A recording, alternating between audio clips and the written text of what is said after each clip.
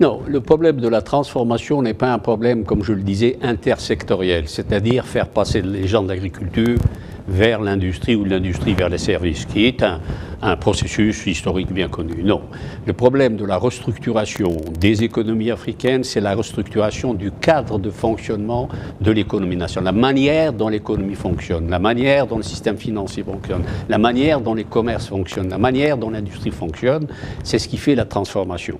Or, actuellement, bien sûr, nos économies, la plupart, ou même dans la grande majorité, nous vivons de ressources naturelles. Alors le problème, comment changer le système économique de manière à ce que la croissance économique ne dépend plus des marchés extérieurs, mais puisse dépendre des marchés intérieurs. Donc, quel est le problème, évidemment, de la restructuration interne et de la diversification de l'économie nationale, de nos économies nationales en général.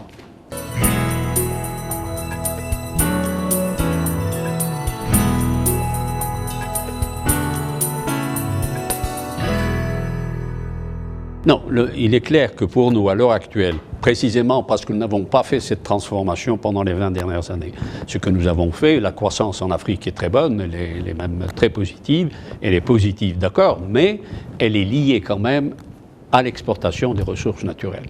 Le problème, précisément, c'est que lorsqu'il y a une baisse tendancielle, elle existe maintenant, il est tout à fait confirmé que les matières premières connaissent une baisse tendancielle de leur prix, cela se répercute sur la situation économique des pays.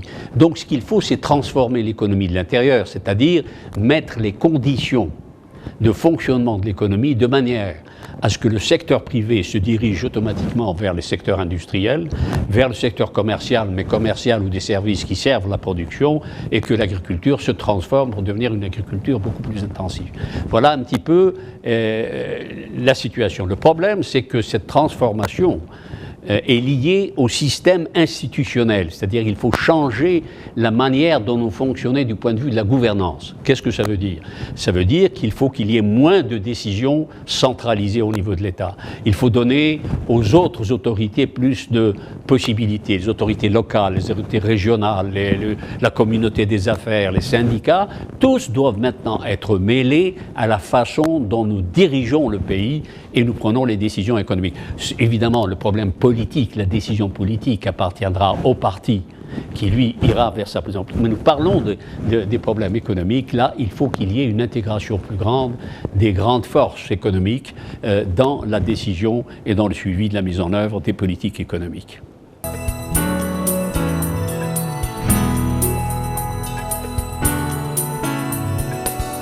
Non, je suis d'accord avec vous. Non, pas assez. Incontestablement pas assez. Bien qu'il y a des tentatives de ci, de là. Dans toutes les universités, il y a quelque chose. Notamment ici au Maghreb, pour ce que je peux connaître, il y a pas mal de thèses qui se font sur les possibilités de l'intégration maghrébine. L'Afrique de l'Ouest, il y a également pas mal de thèses qui se font sur le problème de l'intégration de l'Afrique de l'Ouest. L'Afrique australe, là, il y a beaucoup de travaux qui se font, et ça marche d'ailleurs. Il est incontestable que l'intégration du monde austral, l'Afrique australe, est en train de prendre des tournures extrêmement intéressantes. Celle de l'Afrique de l'Ouest marque un peu le pas. Celle de l'Afrique centrale, malheureusement, ne va pas très loin. Mais incontestablement, vous avez raison. Je pense que nos universitaires devraient consacrer beaucoup plus de temps à la recherche pour les conditions d'une plus grande intégration. Probablement une intégration continentale pose quelques problèmes, évidemment, parce qu'il s'agit vraiment d'intégrer des économies qui sont de nature et surtout de niveaux différents. Mais sur le plan régional, il n'y a pas de doute que nous devons aller plus loin.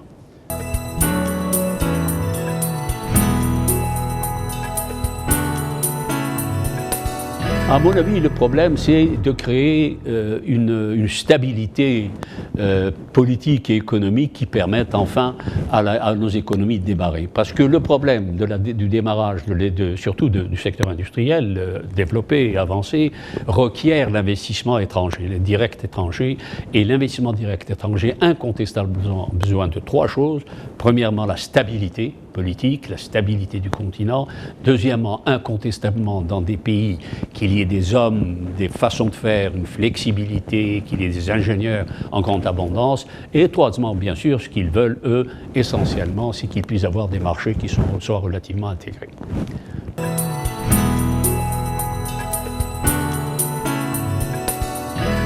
L'Afrique de demain, non, il n'y a pas de doute que demain, c'est le siècle de l'Afrique.